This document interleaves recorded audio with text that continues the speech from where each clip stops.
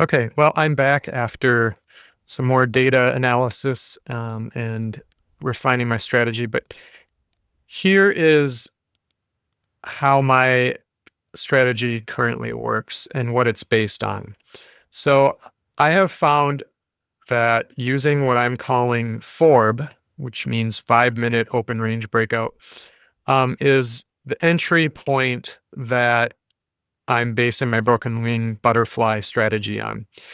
And so what that means is that I look for the first 5-minute candle on open on SPX, and I draw a box that represents that opening range. And then I wait until I see a 5-minute candle close either above or below that range. So it's very simple. After many years of trading, I've learned that simpler um, promotes consistency for me. So again, this is all just describing what I'm doing.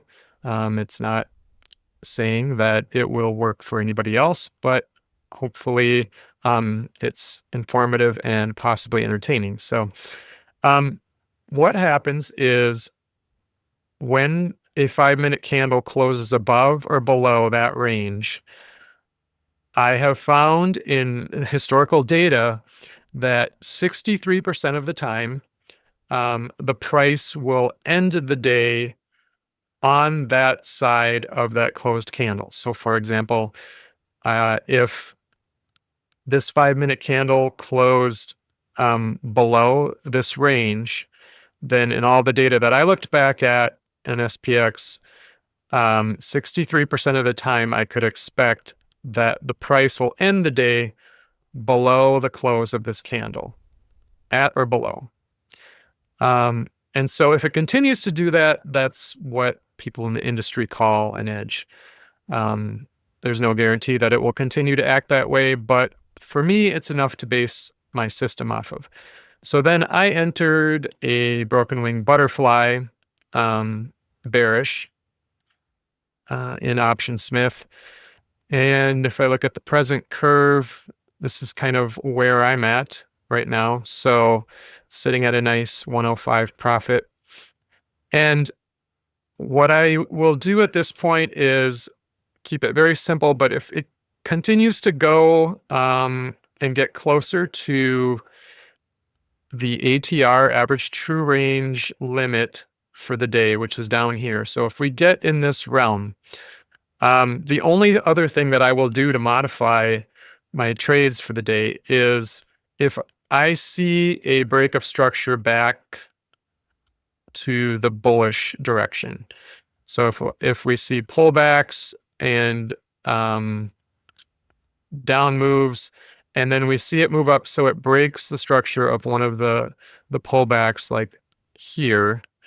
Then at this point, I will use discretion. This is where like we want to be consistent in trading, but I will use discretion to determine if it has gone far enough to satisfy entering the trade on this side. But if it breaks structure, I will determine that I can enter a bullish broken wing butterfly. So that would look something like this. With bullish, I grab puts because I want to sell put premium when I'm bullish. So I grab puts, I add a butterfly, but I want to make it broken wing. So I drag the far put one over like this, and this creates a Batman. Now, the nice thing about this for me is that anything in this range, anytime it's going to finish in this range, I'm going to make a lot more profit than I was originally going to make just by having one broken wing butterfly. But the downside to this is then I have risk on both sides. So where before, like the whole one side of the chart was all no risk, I end up with risk on both sides. Now it will be less risk as far as a maximum potential loss than I had before, because we've got broken runoff profit from the one side going this way and from the other side going that way. So it alleviates some of the risk on both sides. So we only have 170 risk. But that's the one discretionary part of this trading plan, is that I need to decide, have we gone far enough that we're still creating a high probability trade? Is this enough space? Another general thing I will look at is our current expected move, which is this bar right here. And that's based on the at the money option prices. Is that longer than what this profit area would be? And if the expected move is considerably longer, then I will also probably wait and not enter this Batman, because this Batman is a little too tight for me. It's just not providing the probability of profit. So I will continue with this. Let me just change this theme. I'm going to look at something different there, nostalgic.